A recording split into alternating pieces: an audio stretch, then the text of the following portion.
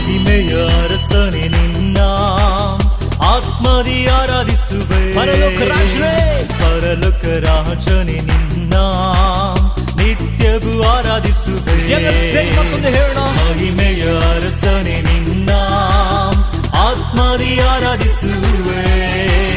ಪರಲೋಕ ರಾಜನೆ ನಿನ್ನ ನಿತ್ಯವೂ ಆರಾಧಿಸುವೆ.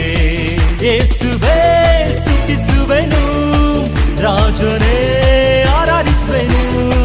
ಯೇಸುವೇ ನಿನ್ನ ಸ್ತುತಿಸುವೆನು, ರಾಜನೇ ನಿನ್ನ ಆರಾಧಿಸುವೆನು.